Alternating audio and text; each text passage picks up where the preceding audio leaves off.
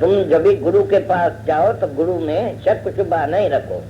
गुरु का एक एक अक्षर जो है वो लिखते जाओ अपने पास, गुरु ऐसा बोलता है तो बस ये सत्य है, ये सत्य है। जैसे प्रोफेसर का तुम नोट्स लिखते थे कॉलेज में, तो जैसा प्रोफेसर बोलता था ऐसा तुम लिखते जाते थे, भाई ये प्रोफेसर ऐसा बोलता है, ऐसा बोलता है। और जैसे वो बोलते हैं ऐसा जब भी तुम्हारी परीक्षा भी होगी ऐसा ही तुम लिखेगा, जवाब देगा जैसा उसने बोला है, तो तुम पहला नंबर आएगा। ऐसे ही देखो, जो गुरु बोलता है तुम उसके ऊपर एतबार रखो, विश्वास रखो, शक शुबा नहीं रखो, श्रद्धा रखो गुरु में कि ये मेरा मास्टर है।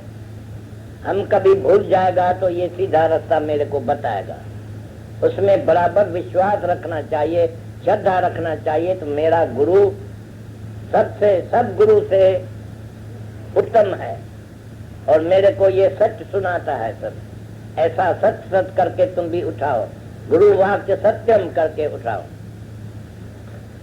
गुरु मुख नाम जपे एक बार ही गुरु मुख, जो गुरु मुख में से जो निकलता है बात, वो आवाज आसमानी है। गुरु नानक साहब बोलता है गुरु की वाणी आवाज आसमानी। आवाज आसमानी जो आता है भगवान से आता है, उसको भी तुम शक रखेगा? बेहतर नहीं है कि शक रखने से तुम सीधा ही सीधा उनसे एतबार रखो, उनके ऊपर विश्वास रखो, श्रद्धा रखो, तो ये सच्ची बात होगी, है, जरूर है। ऐसा पक्का तरह से जो तुम उठाएगा वचन, वो कभी भी तुम्हारे से भूलेगा भी नहीं और शक कभी नहीं पड़ेगा। फिर तुमको शक तुम्हारे में आएगा ही कभी नहीं। शक रखना कोई अच्छी बात नहीं है। विश्वास है, श्रद्धा से तुम्हारा बेड़ा पार हो जाएगा। कोई अनपढ़ेली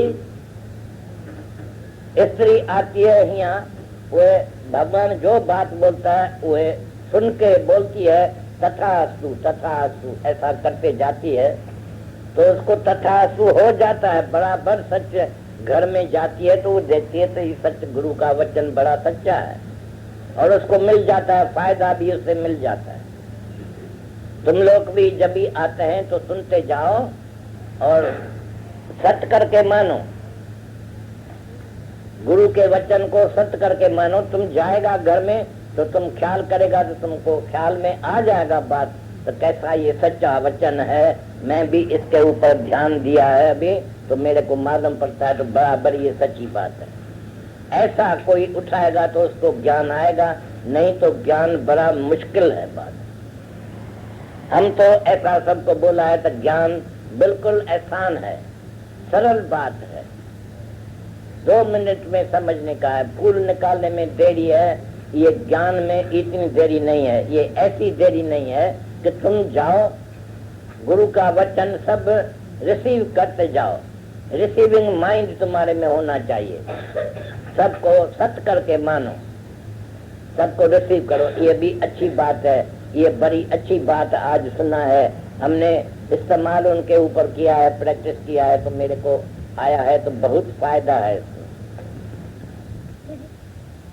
मत कृष्ण भगवान का आपको समझाया है, यानी समता योग, समभाव, समत बुद्धि, समदृष्टि, sameness and oneness of God. God is one and same, everywhere he is same.